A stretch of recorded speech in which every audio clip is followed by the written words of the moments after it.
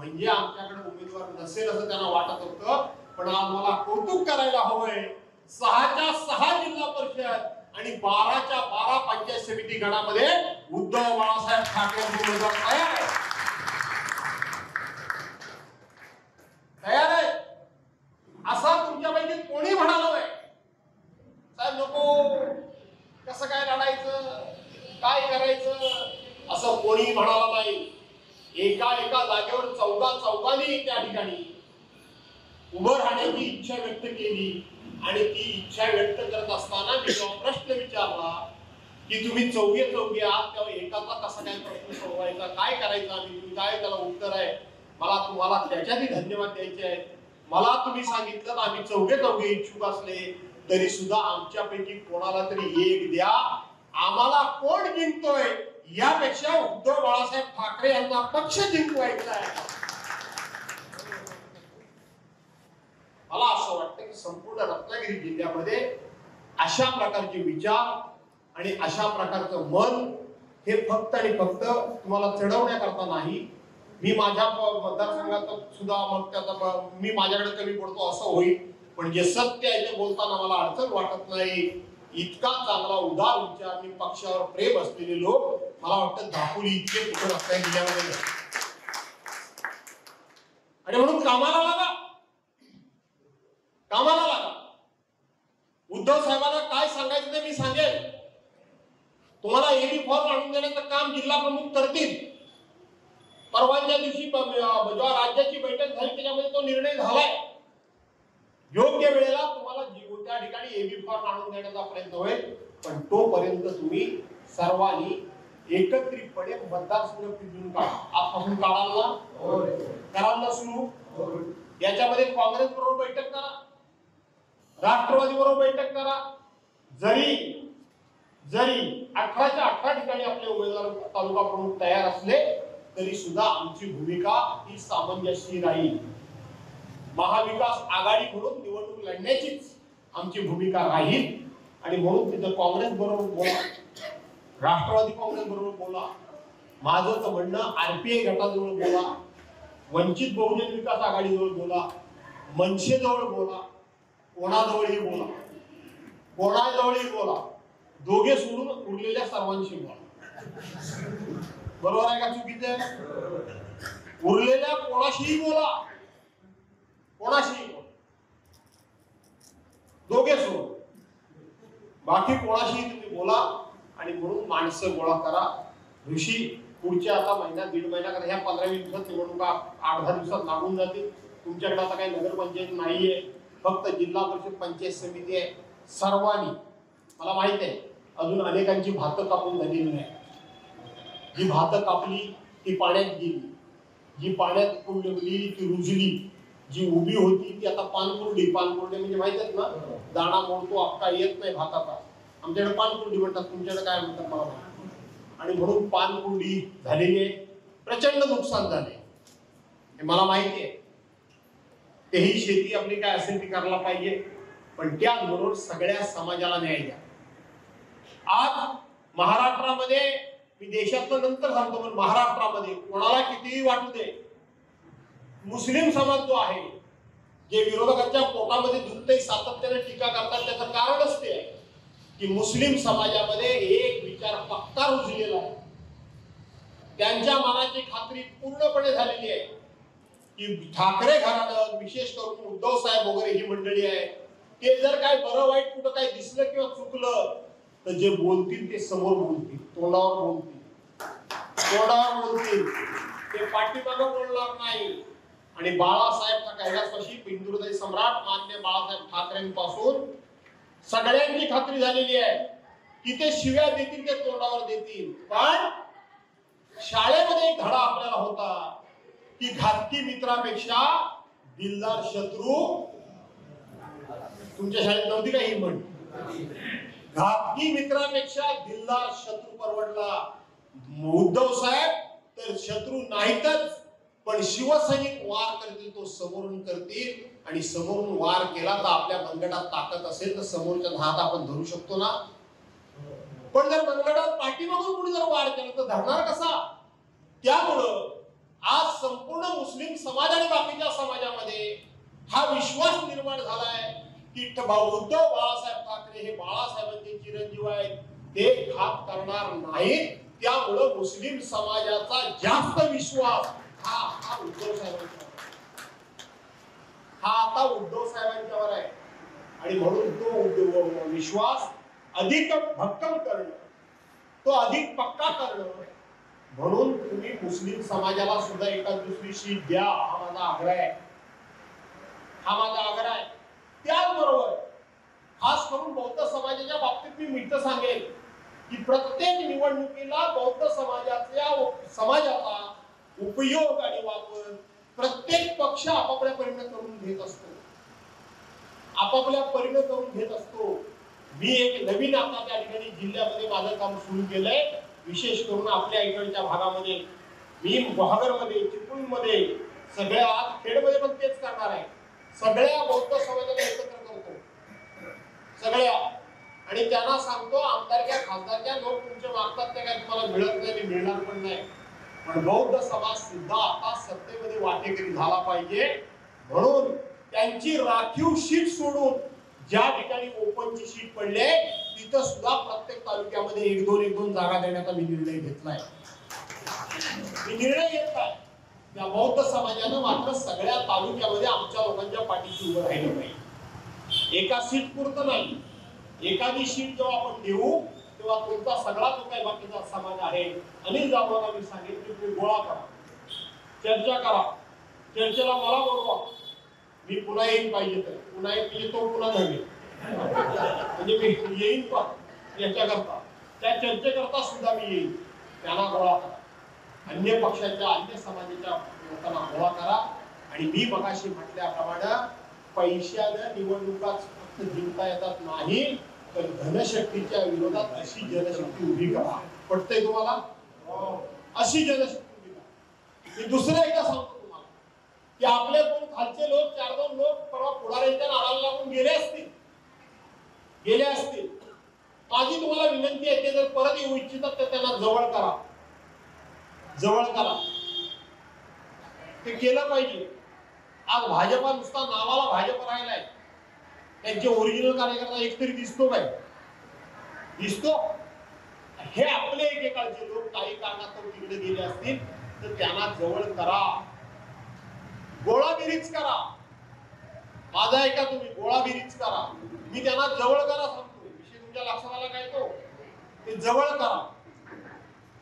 आता शिवसैनिकांनी फक्त आणि फक्त आम्ही शिवसैनिक म्हणजे रस्त्यावर दे ठेवून असे शिवसैनिक हवेतच, पण तेवढेच फक्त आपले नाही तर आपण राजकारणाला उत्तर देण्याची आपल्याकडे सुद्धा तयारी असली पाहिजे, बुद्धिमत्ता असली पाहिजे, आणि राजकारण हे राजकारणानंच खेळलं पाहिजे. अशा पद्धतीचं आपण पण चाल खेळली पाहिजे का नको खेळली पाहिजे. आणि म्हणून त्यांना जवळ करा. सांगेल की प्रत्येक निवडणुकीला बौद्ध समाजाचा उपयोग आणि वापर प्रत्येक पक्ष आपापल्या परीने करून घेत असतो, आपापल्या परीने करून घेत असतो. मी एक नवीन आता त्या ठिकाणी जिल्ह्यामध्ये माझं काम सुरू केलंय, विशेष करून आपल्या इकडच्या भागामध्ये. मी गुहागरमध्ये, चिपळूणमध्ये, सगळ्या आज खेडमध्ये पण तेच करणार आहे. सगळ्या बौद्ध समाजाला एकत्र करतो, सगळ्या, आणि त्यांना सांगतो आमदारक्या खासदारक्या लोक तुमचे मागतात ते काय तुम्हाला मिळत नाही, मिळणार पण नाही, पण बौद्ध समाज सुद्धा आता सत्तेमध्ये वाटेकरी झाला पाहिजे. म्हणून त्यांची राखीव शीट सोडून ज्या ठिकाणी ओपनची शीट पडले तिथं सुद्धा प्रत्येक तालुक्यामध्ये एक दोन जागा देण्याचा मी निर्णय घेतलाय. मी निर्णय घेतलाय त्या बौद्ध समाजानं मात्र सगळ्या तालुक्यामध्ये आमच्या लोकांच्या पाठीशी उभं राहिलं पाहिजे. एका सीट पुरतं नाही, एखादी शीट जेव्हा आपण देऊ तेव्हा तुमचा सगळा जो काही बाकीचा समाज आहे, अनिल जाधवांना मी सांगितलं की तुम्ही गोळा करा, चर्चा करा, चर्चेला मला बोलवा, मी पुन्हा येईन पाहिजे तर, पुन्हा येतो पुन्हा नव्हे म्हणजे मी येईन पण याच्याकरता, त्या चर्चेकरता सुद्धा मी येईन. त्यांना गोळा करा, अन्य पक्षाच्या अन्य समाजाच्या लोकांना गोळा करा. आणि मी मगाशी म्हटल्याप्रमाणे पैशानं निवडणुका फक्त जिंकता येतात नाही, तर धनशक्तीच्या विरोधात अशी जनशक्ती उभी करा. पटतंय तुम्हाला? अशी जनशक्ती मी दुसरं एकदा सांगतो तुम्हाला की आपले कोण खालचे लोक 4-2 लोक परवा पुढाऱ्यांच्या नादाला लागून गेले असतील. माझी तुम्हाला विनंती आहे ते जर परत येऊ इच्छितात तर त्यांना जवळ करा. ते केलं पाहिजे. आज भाजपा नुसता नावाला भाजप राहिलाय. त्यांचे ओरिजिनल कार्यकर्ता एकतरी दिसतो काय? दिसतो? हे आपले एकेकाळचे लोक काही कारणास्तव तिकडे गेले असतील तर त्यांना जवळ करा. गोळाबिरीच करा. माझा ऐका तुम्ही, गोळाबिरीच करा. मी त्यांना जवळ करा सांगतो. विषय तुमच्या लक्षात आला काय? तो ते जवळ करा.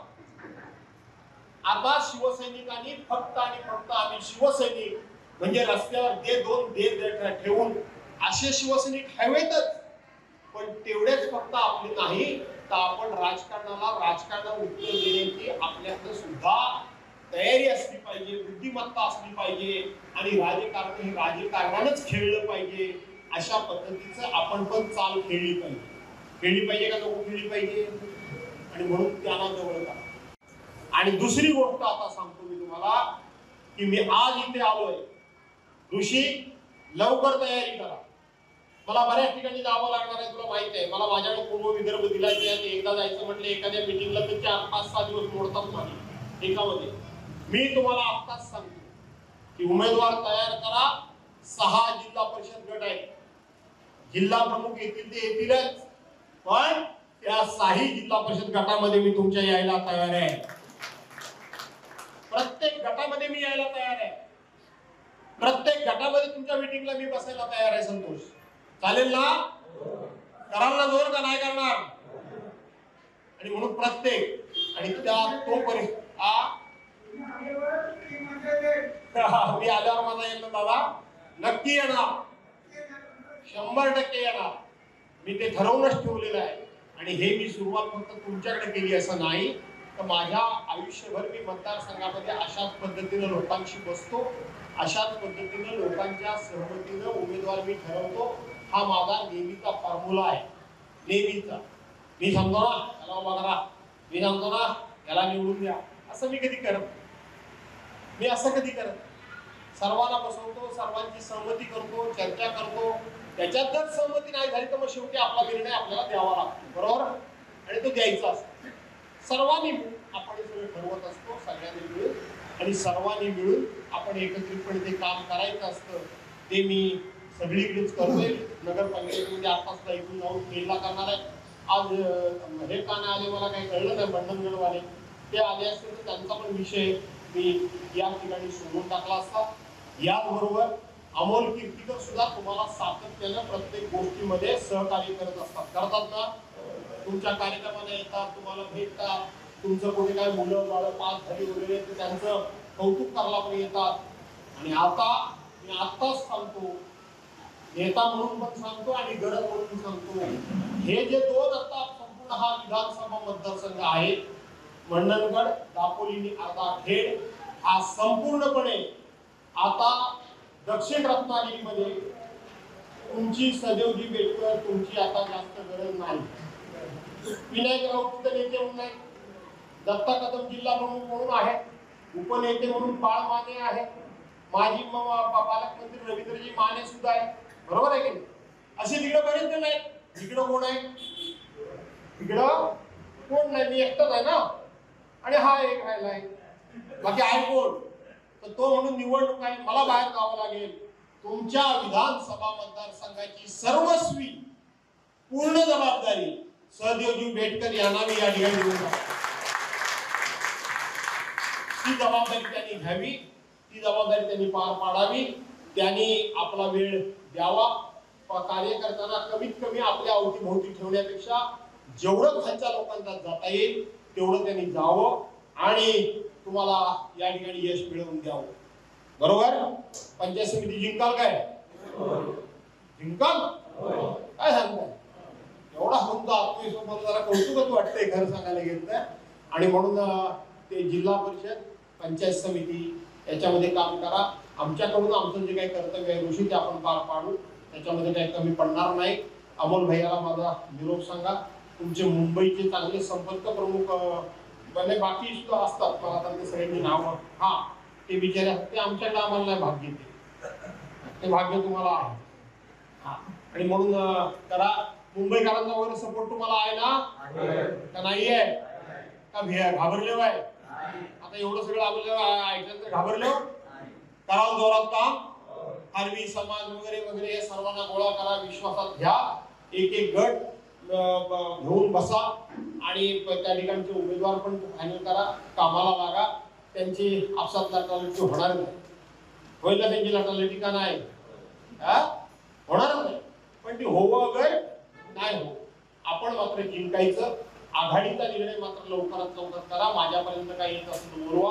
मी परवानच्या दिवशी मंडळगडच्या पदाधिकाऱ्यांना बोलवलं होतं, दापोलीच्या पदाधिकाऱ्यांना बोलवलं होतं, खेडच्या पदाधिकाऱ्यांना बोलवलं होतं, चिपळूणच्या बोलवलं होतं आणि गुहागरच्या पण बोलवलं होतं. त्या सर्वांना एक शिवसेनेचा नेता म्हणून त्यांनी माझ्याकडे येण्याऐवजी मीच त्यांना स्वतःहून बोलवलं. अरे बाबा या, आपण एकत्र बसू, एकत्र लढू, फार काय असं वादावादी करू नका आणि त्याच्यात विरोधकांचं खावेल किंवा त्यांचा फायदा होईल असं काहीही वागू नका, असं मी त्यांना सांगितलं होतं तिथं. तर त्यांनी सुद्धा मान्यता दिलेली आहे. त्यांनी पण खूप समंजसपणा दाखवला. साहेब आम्ही काही अडवणूक करणार नाही, आम्ही एकमेकांच्या प्रेमानेच सगळं घेऊ आणि म्हणून त्याला जवळ घ्या, अशा पद्धतीनं ताकद वाढवू, अशा प्रकारची विनंती करतो. पुन्हा एकदा तुम्हाला मनापासून धन्यवाद देतो. एक शाखा प्रमुखांचा ट्रेनिंग, शाखा प्रमुख हा महत्वाचा आहे. आपले काय झाले पूर्वी गावामध्ये शाखा प्रमुख हा महत्वाचा होता, बरोबर आहे की नाही रे बाबा? शाखा प्रमुख तिथं गाव राखण्याचं काम हे शाखा प्रमुख अतिशय चांगल्या प्रकारे पूर्वी करायचे. शाखा प्रमुख म्हणजे कोण? आपल्या गावचा रखवालदार. रखवालदार असतो ना, नारायण नेता रखवालदाराच्या नावाने. खरा तो रखवालदार शाखा प्रमुख आहे आपला. तो शाखा प्रमुख जर गावात जागरूक असेल ना, त्याचं सगळीकडे जर लक्ष असेल ना आणि त्याचं महत्व तुम्ही वाढवलं तर हे गावामध्ये रातोरात येतात, आपल्याला सांगतात काय हो सगळं व्यवस्थित होतं, रात्री कधीतरी आलेली कोल्यासाठी बोलतो की नाही आपण, रात्री काहीतरी व्यवहार करून गेले, गावात बैठक घेऊन बैठकीला काहीतरी बोलून गेले, काहीतरी बोलून गेले, कधीतरी येऊन गेले, काहीतरी देऊन गेले. हे आपल्याला माहिती का नसतं? हे माहिती एवढ्या करता नसतं तर आपला शाखा प्रमुख जागरूक नाही, आपल्या शाखा प्रमुखाला त्याचं महत्व कळलेलं नाही, आपल्या शाखा प्रमुखाला त्याचे अधिकार त्याला मिळालेले नाही, त्याचे अधिकार त्याला दिले पाहिजे. आणि म्हणून ऋषी मी जसं तिकडे शाखा प्रमुखांचं दिवसभराचं शिबिर घेतलं तसं पैसा लागेलच, पुन्हा मी सांगतोय, पण केवळ पैशाला उत्तर काही आहे ती मी तुम्हाला सांगायला उभा आहे. पटतंय तुम्हाला? आता आपण काय म्हणतो आपल्याकडे हल्ली काय होतं, विभाग प्रमुख काम करतात, उपविभाग प्रमुख काम करतात. वाटप चालू होतं की नव्हतं? 5 वर्षापासून त्यांच्याकडे सत्ता होती, हे विकास काम केलं, ते विकास काम केलं, ते विकास काम केलं, ह्या बातम्या येत होत्या की नव्हत्या? एक दिवसाचा हा पेपर दाखवा, वर्तमानपत्र मला दाखवा, ह्याचा पक्ष प्रवेश, त्याचा पक्ष प्रवेश, त्याचा पक्ष प्रवेश, अशा बातम्या येत होत्या की नाही? अरे येत होत्या की नाही? गारटले अगोदर त्या बातम्या रोज येत होत्या, आठवण करा तुम्ही. बातम्या जर तुम्ही एकंदरीत जर त्या नजरेसमोर आणल्या तर या मतदारसंघामध्ये दुसऱ्या कुठल्याही पक्षाकडे लोक शिल्लक राहिलेच नाही, सगळे झमझमलाच गेले अशी होते, असा अंदाज आहे का? तुम्ही वर्तमानपत्र काढून बघा, काय रे नरेंद्र, बरोबर ना? पण निवडणूक झाली, उमेदवार हरला आपला, काय हरकत नाही. बातम्या सगळ्या नजरेसमोर आणल्या तर या तालुक्यामध्ये दुसरा पक्ष म्हणजे केवळ आपला नव्हे कुठलाच पक्ष शिल्लक राहिला नाही, असाच त्याचा अर्थ होत होता. पण निवडणूक लागली, प्रचंड पैसा उडवला गेला, तुम्हाला माहित आहे, त्याला काही सीमा नाही असा नाणे, म्हणजे प्रचंड पैसा, त्याला सीमा नव्हती. आणि त्याच्यातून मध्ये त्या लाडक्या बहिणींनी पण जरा बरीच गडबड केली. केली का नाही केली? काय ग बाय मिळताय बाय, सरकार बदललं तर राहतील का जातील, त्या बातम्या, जातीपातीच्या बातम्या, दहशत होती, सगळं काय होतं. मला कौतुक करायचंय तुमचं, हे एवढं सगळं असताना सुद्धा थोडी थोडकी नाही तर जवळजवळ 85,000 मत तुम्ही घेतली. जर सगळे पक्षप्रवेश डोळ्यासमोर आणले तर कुठल्या पक्षात माणसंच शिल्लक राहिली नाही असंच चित्र होतं. त्याच मतदारसंघामध्ये 85,000पर्यंत मतदान मिळणं याचा अर्थ दीडपट लोकसंख्या म्हणजे 1,20,000 जनता ही उद्धव बाळासाहेब ठाकरे यांच्या पाठीमागे. हेच गणित असतं ना. मतदानाच्या दीडपट किमान लोकसंख्या असते ना. 1,20,000 त्या पाठीमागे. या निवडणुकीमध्ये आपला उमेदवार नक्की जिंकला असता. लोकसभेचं चित्र बघितलं तर आपला उमेदवार नक्की जिंकला असता. पण महाराष्ट्रातली आपली सत्ता का गेली हे आता तुमच्या समोर आलंय का नाही आलंय. मतांच्या चोऱ्या. आता तुम्हाला मला उत्तर द्या, मला तुम्ही सांगा. पहिलं ते मतदान ईव्हीएम चोरलं ना, त्याच्यामध्ये गडबडी केली. त्याच्यानंतर सुरू काय केलं की निवडून आलेले आमदार खासदारच चोरायला सुरुवात करायची. ते डायरेक्ट विकत घ्यायचे. 50 खोके झाली होती. घोषणा मोठी झाली होती का नव्हती. ते आता त्याच्या पुढची परत एक पाऊल. ते सगळं झालं तर सामान्यातल्या सामान्य मतदारानं टाकलेलं मतदान सुद्धा चोरायचा उद्योग सुरू केला. सामान्यातल्या सामान्य माणसाने. मतचोरी राहुल गांधी असतील नाही तर आपले नेते आदित्यजी ठाकरे असतील, त्यांनी मतचोरीचे पुरावे तुमच्या आमच्या समोर ठेवले ना. आता आम्हाला विचार करायची वेळ आली. काल परवापर्यंत मशीन मध्ये चोरी, त्यानंतर निवडून आलेला देणारा चोरी. अरे आता तर आम्ही टाकलेलं आमचं मत ते सुद्धा चोरी. म्हणजे ह्या चोरांची मजल आणि ह्या चोरांची हिंमत आपल्या घरापर्यंत चोऱ्या करण्यापर्यंत येऊन पोहोचलेली आहे. असंच म्हणायचं ना, साधा सोपा व्यवहार चुकले. आता आम्हाला नव्हे, या महाराष्ट्रातल्या आणि देशातल्या जनतेला विचार करण्याची वेळ आली आहे की आता हे चोर पलीकडे लांब पर्यंत होते, ते आता आपल्या घरापर्यंत आले. मग अशा चोरांजवळ आपण दोस्ती करायची का. असे चोर आपल्या घराजवळ आपण ठेवायचे का. हा विचार करण्याची वेळ आलेली आहे.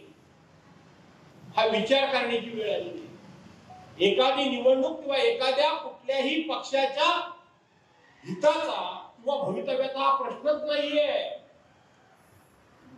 हा तुमच्या माझ्या स्वतःच्या हक्काच्या मताचा, पर्यायाने माझा वैयक्तिक आता हा अडचणीचा प्रश्न निर्माण झालेला आहे.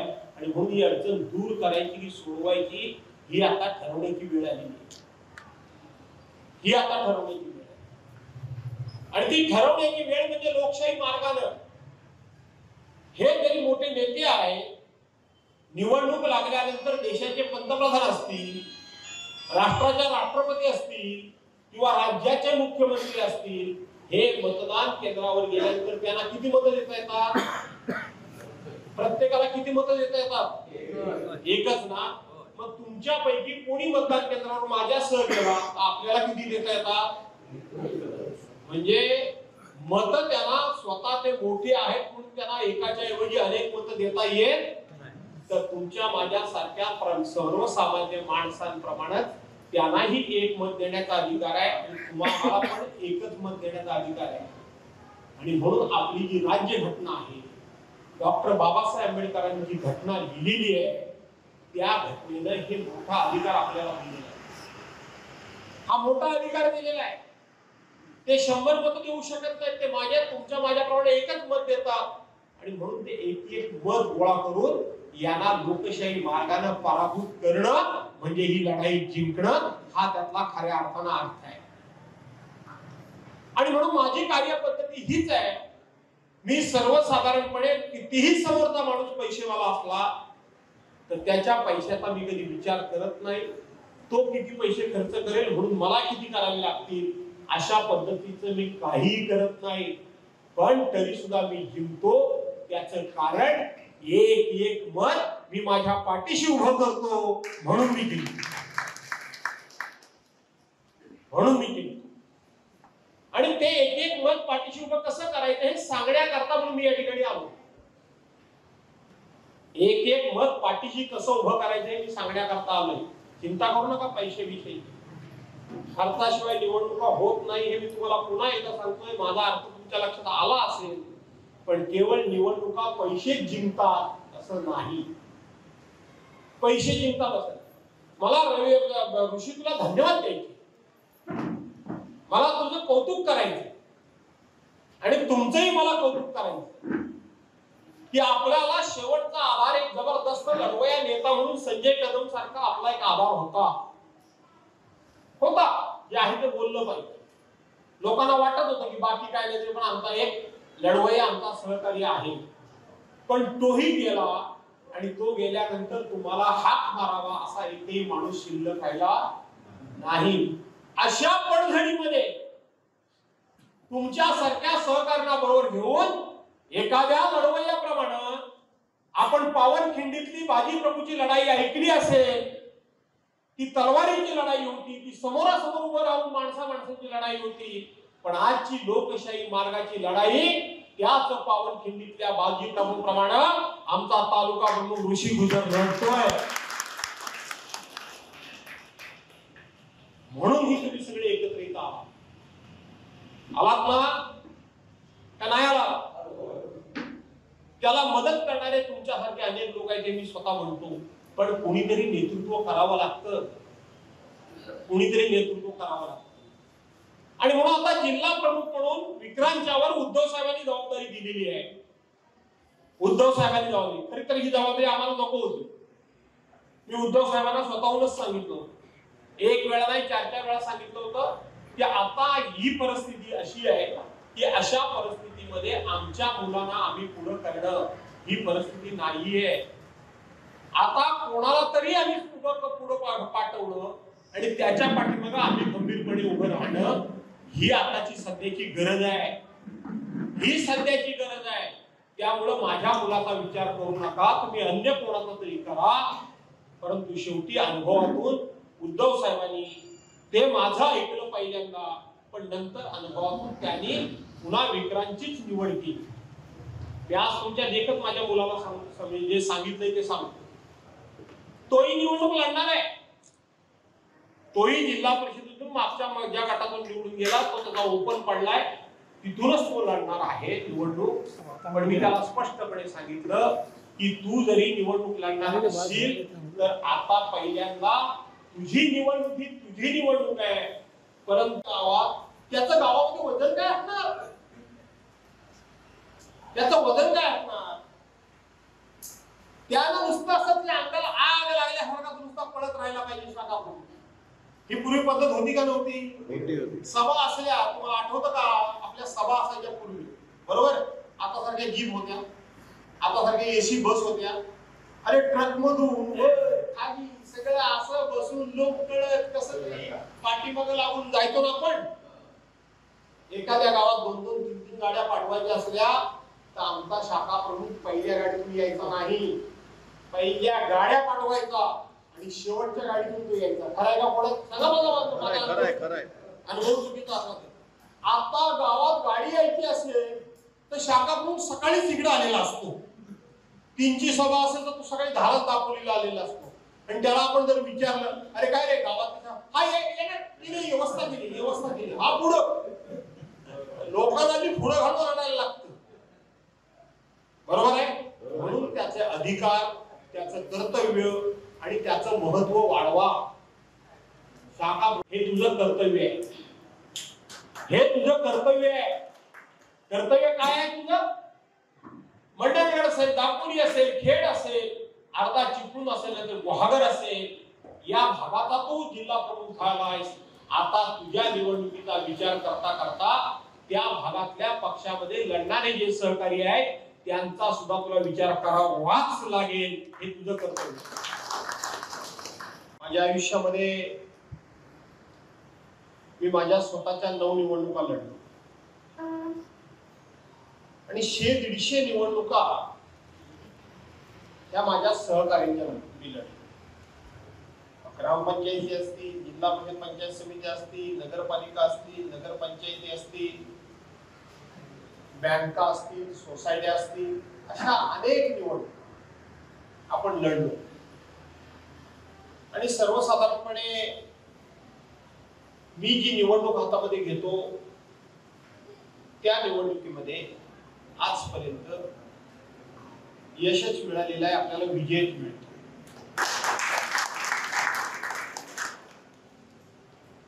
पण ह्या विजयाच्या पाठीमागं तुमच्यासारखी जुनी जाणती माणसं आहेत, त्यांना माहित असेल की जवळजवळ माझ्या आयुष्यातली 43 वर्ष आता राजकारणामध्ये झाली.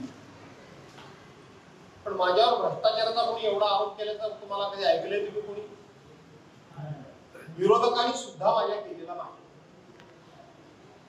ते म्हणतील भास्करचा तो रागीट आहे, तो आक्रमक आहे, तो एखाद्याला तोंडावर फटकन बोलतो, त्याला पटलं नाही तर तो तिथल्या झीड काढतो वगैरे वगैरे बोलतील. परंतु माझ्यावर भ्रष्टाचाराचा आरोप विरोधकांना सुद्धा करण्याची हिंमत झाली नाही. आणि मग जर निवडणुका जिंकायची असतील तर आपल्या सर्वांना माहिती आहे की पैशाशिवाय निवडणुका जिंकता येत नाही. बरोबर आहे ना? असंच म्हणणं आहे ना तुमचं? पण जर असा पैसा वाटायचा असेल तर स्वतःच्या घामातून, स्वतःच्या कष्टातून, स्वतःच्या व्यवसायातून प्रामाणिकपणे काम करून कुठेही कोणाकडून एक पैशाची टक्केवारी न घेता जर पैसे खर्च करायचे असतील तर माणूस स्वतःच्या व्यवसायातून कमावलेले पैसे, स्वतःचा घाम गाळून कमावलेले पैसे किती खर्च करू शकतो? त्याला मर्यादा असणार का नाही असणार? जो असा वारेमाप पैसा उडवतायत काय मंडळी, तो पैसा कुठून तरी वाममार्गाने आलेला पापाचाच पैसा असणार ना का नाही? असा उधळला जो पैसा जातो, वाटेल तेवढा पैसा जो उधळला जातो, तो पैसा कुठल्या तरी वाईट मार्गाने आलेलाच पैसा त्या प्रमाणात उधळला जातो. गरजेकरता जेवढा पाहिजे तो माणूस देतो, तो आपला प्रामाणिकपणे कमावलेला पैसा देतो. निवडणुका आल्या की खर्च हा आहेच, तो नाकारून चालत नाही, त्याला मदत लागतेच. पण आता जो काही पैशाचा बाजार आणि जे काही पैसे उडवण्याचं काम सध्या सुरू आहे, तुम्हाला वाटतं चांगल्या मार्गाने आलेला पैसा आहे? आता तुमच्याच तालुक्याचं उदाहरण घ्या, याच मतदारसंघाचं उदाहरण घ्या. 2 महिन्यापूर्वी अख्ख्या देशामध्ये आणि राज्यामध्ये एक चर्चा झाली ना? कसली?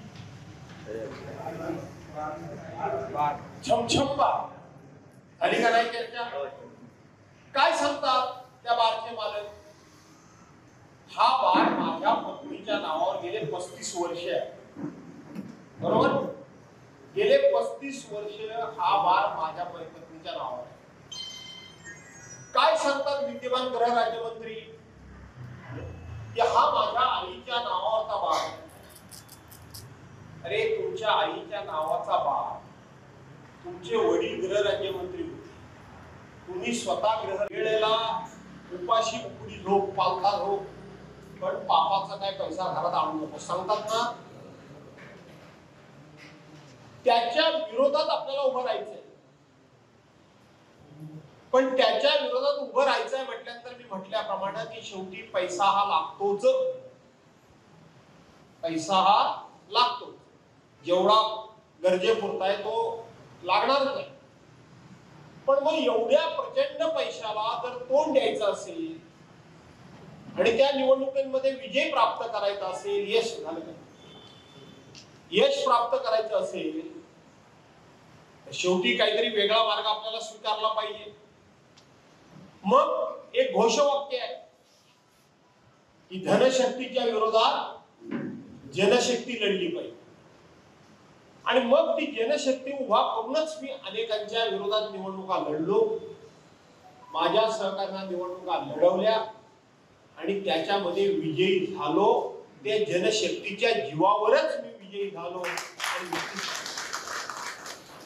आणि ती जनशक्ती कशी टेकोटायची, कशी उभी करायची, त्याचा काही अनुभव हा तुमच्या समोर ठेवावा, तुमचा आत्मविश्वास वाढवावा, तुमची हिंमत वाढवावी आणि तुम्हाला मनातून हरू द्यायचं नाही. मला काय करायचं हो, त्यांच्याकडे एवढा पैसा आहे, त्यांच्या पुढे आपली काय डाळ शिजणार आहे, असं मनातून हरायचं नाहीये. हे सांगण्याकरता मी आहे. निसर्गाचा एक नियम आहे, माणूस परीक्षेला जर बसायचं असेल, कुठल्या जर संघर्षाला उतरायचं असेल, जर लढाईला जायचं असेल, तर माणूस नंतर मैदानात जिंकतो किंवा परीक्षेचा रिझल्ट लागल्यानंतर आपल्याला कळतं की हारला की जिंकला. पण पहिल्यांदा माणसानं आपल्या मनामध्ये जिंकावं लागतं. जो मनामध्ये जिंकला तो मैदानात जिंकला, जो मनामध्ये हरला तो लढाईला उभा राहण्यापूर्वी हरलेला असतो. हा निसर्गाचा नियम आहे. पटतंय तुम्हाला? आणि म्हणून पहिल्यांदा आपल्या मनामध्ये हा आत्मविश्वास जागा झाला पाहिजे. आपल्या सर्वांच्या मनामध्ये अशा प्रकारची ईर्ष्या आणि जोश आणि जोम तयार झाला पाहिजे की काय वाटेल ते झालं तरी चालेल, पण ही लढाई, हे युद्ध, ही निवडणूक मी जिंकणार म्हणजे जिंकणार, हा आत्मविश्वास तुमच्या मनामध्ये तयार झाला. आणि तो आत्मविश्वास तुमच्या मनामध्ये तयार झालेला आहे. मी मगाचपासून सगळे तुमचे चेहरे प्रत्येकाचे बघतोय, तपासतोय. कोण म्हणतं की या तालुक्यातली शिवसेना संपली म्हणून? कोण म्हणतं? कोण? अरे हे जर सगळे जर तुम्ही लोक जर मी बघितले तर सगळे प्रमुख आणि महत्वाचेच लोक आहात ना तुम्ही. तुमच्या पाठीमागे 5-50 माणसं आहेत का नाहीयेत? आहेत ना. आणि म्हणून 5-50 माणसं पाठीशी उभी असलेले तुम्ही प्रमुख लोक इथं आलेले आहात. मी आज सांगतो तुम्हाला, आज अजून निवडणूक लागलेली नाही.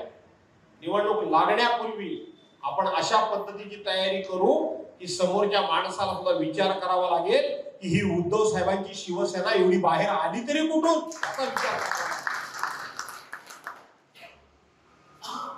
या तालुक्याची मला थोडीफार मी माहिती घेतलेलीच आहे. या मतदारसंघाची, विधानसभा मतदारसंघाची मी थोडीफार माहिती घेतलेली. इथं गावचे लोक जेवढे ताकदीनं उभे असतात तसेच तुम्हाला मदत करणारे मुंबईतून सुद्धा चांगल्या प्रकारचे पदाधिकारी, बरोबर ऋषी, इथं असतात. मला एक मनापासून धन्यवाद, म्हणजे मला आनंद होतो. मी येत्या 4 दिवसामध्ये कधीतरी जाईल मुंबईमध्ये, उद्धव साहेबांना भेटेल आणि तेव्हा सांगेल की कुणी किती डुरुक केलं, डुरुकच चालू असतं सारखं, डुरुक जरी केलं तरी छमछमला काय माझा दापोलीला मुगा बळी पडलेला नाही, काय तिथे आहे. आणि तो तालुका उद्याच्या विधानसभेमध्ये विजयी करण्याचं काम बेटकर साहेब तुमचं, हे लक्षात ठेवा. त्या दृष्टीनं कामाला लागा, त्या दृष्टीनं संपर्क वाढवा. आज पेरा म्हणजे उद्या उगवेल वगैरे. लगेच काय उगवत नाही ना, त्या तहान लागल्यानंतर वीर फुटून चालत नाही. आणि म्हणून हे सगळं तुम्ही सांभाळा, अशा प्रकारची विनंती करतो. विक्रांतची जिथे कुठे गरज लागेल तो येईलच, स्वतः सांगायला लागणारच नाही. म्हणजे माझा मुलगा म्हणून कौतुक करत नाही, माझ्या पुढे 2 पावलं आहे ना. 2 पावलं का नाही? काय तुम्हाला आवडलं का नाही आवडलं? हा, आवडलं ना. कालची मुलाखत बघितलीच काय, अण्णा कदम खाली बसतो पैगोडामध्ये, शशिकांत चव्हाण त्या पागोडा हॉटेलमध्ये बसतात आणि त्या कोणती त्यांच्या भुरट्या चोरणा दलालाला जा 10 लाख रुपये आत्ताच्या आता घेऊन ये. कोणाकडून? पण चूक त्यांची नाही. नेत्यात जर बाया नाचवून पैसे गोळा केला तर कार्यकर्ते काय करतील? बरोबर आहे ना? कार्यकर्ते काय करतील? आम्ही आमच्या आयुष्यामध्ये असं कोणाला वळण लावलं नाही. काम करा, घाम गाळा, कष्ट करा. एखादं काम त्या कंपनीचं घ्या आणि स्वतः उद्या उभं राहून करा. रितसर रजिस्ट्रेशन त्याचं आहे, मशिनरी त्याच्याकडे आहे. कॉम्पिटिशन मध्ये त्यांनी फॉर्म भरला, पहिलं काम जे हातातून गेलं तो काही त्याने वाद केला, दुसरं काम त्याला मिळालं बिलो टेंडर मध्ये, त्याच्यावर तुम्ही खंडण्या मागायला येता, खंडण्या मागायला येता. आणि म्हणून तो शांत आहे शांत आहे. काय काय लोकांनी दाखवलं की असं दबंगगिरी दादागिरी. दबंगगिरी कसली, याला दादागिरी कसली? खंडणी पोरांना तो दणका पाहिजे तो द्यायला पाहिजे का नाही पाहिजे, का नाही पाहिजे? म्हणून तसा वेळ आली तर आम्ही हाऊत तयार, काळजी करू नका. ती दापोली असू दे नाही खेळ असू दे, त्याची चिंता तुम्ही काही करू नका असं सांगतो. पुन्हा एकदा तुम्हाला मनापासून धन्यवाद देतो. भाषण करणार नव्हतो पण तुमच्यासारखे सगळे सगळे जिंदादिल लोक मला भेटले आणि ज्यांच्या चेहऱ्यावर एक जबरदस्त आत्मविश्वास आहे आणि तुम्ही मनातून हिंमत हरलेले मला दिसलात नाही का? हरले का? अजिबात हिंमत हरलेले दिसलात नाही. मी आज सांगतो तुम्हाला यात जर ताकदीने उभे राहिला, आणखीन मेहनत थोडी घेतली, सदैवजी बेटकरांनी इथं जर ढोकरं टेकून कायमचे बसले तर उद्याची पंचायत समिती ही उद्धव बाळासाहेब ठाकरे या पक्षाची आल्याशिवाय राहणार आणि ती आणा अशा तुम्हाला शुभेच्छा देतो. लवकरच पुन्हा आपण पुन्हा एकत्र यावं लागेल वरच्यावर आणि त्यावेळेला मोठ्या प्रमाणामध्ये महिलांना बोलवा, महिलांना बोलवायला लागतील, बरोबर आहे ना? आणि म्हणून महिलांना बोलवू, युवकांना बोलवू, युवतींना बोलवू आणि मुस्लिम समाजातल्या वगैरे लोकांना सगळ्यांना एकत्र करा आणि उद्याची निवडणूक जिंका आणि ती जिंकाल. मुंबईकरांना गोळा करा, अमोल भैयाला पण सांगा आणि त्याच्यामध्ये सर्वांचा सहभाग करून घ्या आणि तुम्हाला आई जगदंबेनं यश देऊ ती देईल अशी अपेक्षा बाळगून आपल्या सर्वांची रजा घेतो. जय हिंद, जय महाराष्ट्र.